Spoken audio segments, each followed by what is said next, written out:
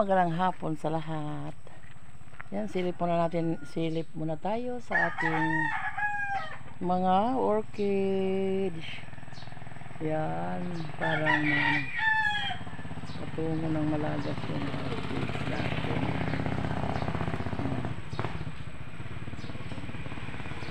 At saka ito malapit na din malapit na pagkalagas nitong kaniyang bulak ay may ano na naman, may sumisibol na naman.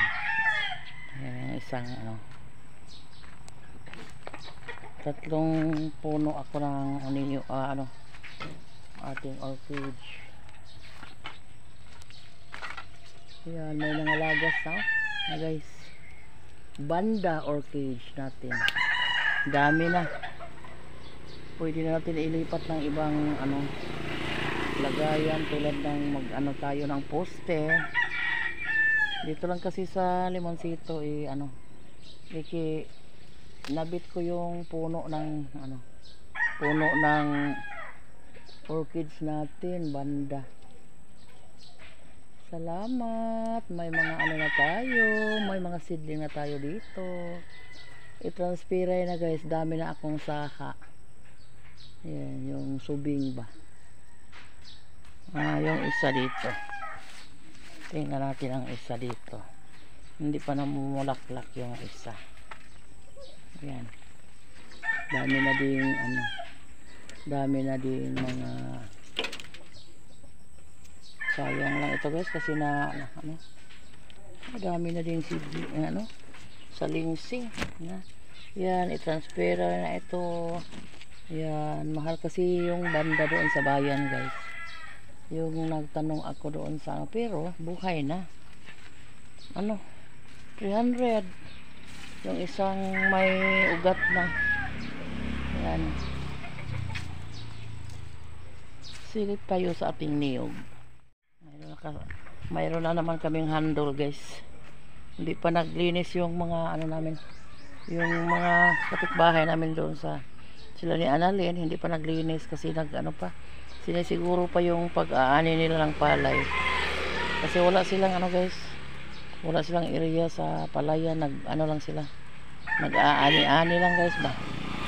Para sila makapalay. Wow, yung ating niyog. Lang guys. Maba lang yung niyog. Namumunga na, mayroon na tayong bunga. Wow, na tayo ng niyog na mababa lang yung guys ba, makabuot lang nato na. Salamat sa Diyos na hindi ito na kunin sana ng yung nag-widening yung kalsada. Malapit lang sa kalsada guys. Yan, buti na lang hindi namin pinayagan na kasayang. Hindi namin pinayagan na kunin yung puno kasi nandun malapit lang sa kalsada. Pero payag naman yung kinausap namin yung nag-operate sa bako. Yan, may dami na naman tayong guys. Thank you Lord na namunga na yung ating niyog malapit sa bahay. At mababa lang yung niyog natin. Pwede na tayo kung gusto tayong kumain ng butong, buko. Pwede na tayong makaabot na guys. Maabot lang natin ito. Meron na tayong 1, 2, 3, 6 na bunga na medyo malaki-laki na.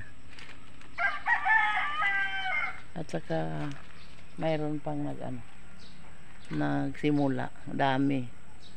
Yun yung isang puno.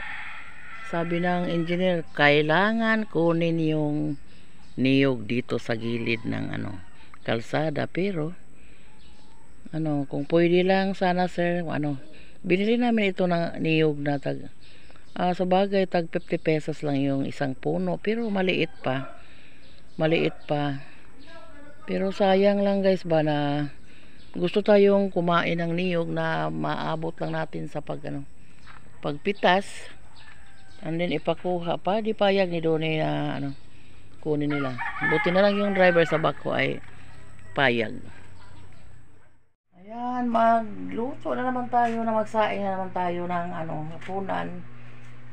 Kanin lang yung lutuin ko ngayon kasi mayroon kaming paksiw na isda dito.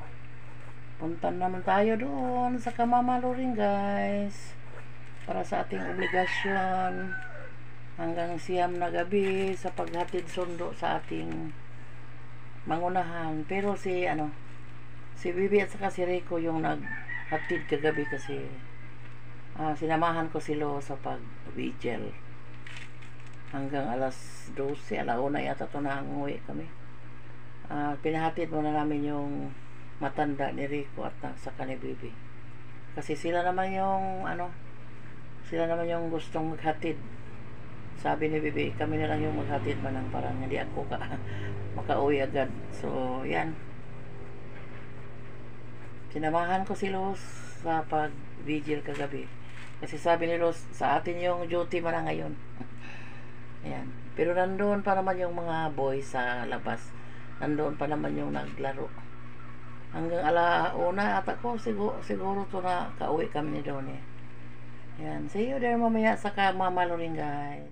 Ingon nakapasaylo kami sa nakasalat ka na mo. Dili mo kami tugyan sa panulay, hinunoa.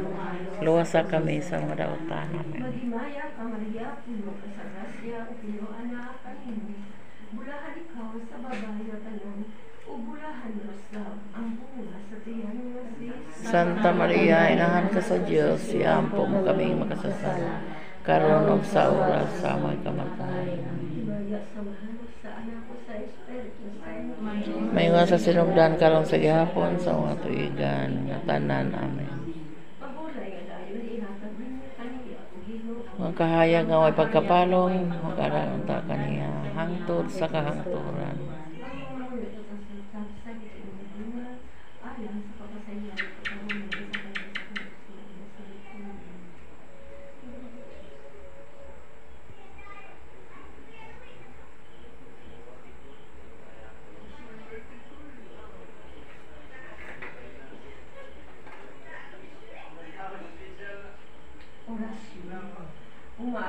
Umayo nga Jesus. Good morning. Morning atong mo sa silhi guys. Nag-endorse. Maganda daw yung ano niya. Produkto. I love my own day. Kasing ganda daw sa nag-ahente. Yan. Asa man karon? Anda di Boracay? Patungo siyang anda. Di ko ka sabay paghatid guys kasi magsaing ako ng pagkain. Yan yung ating produktong walis tambo. Yung ating model si Mr. Danilo Ibali.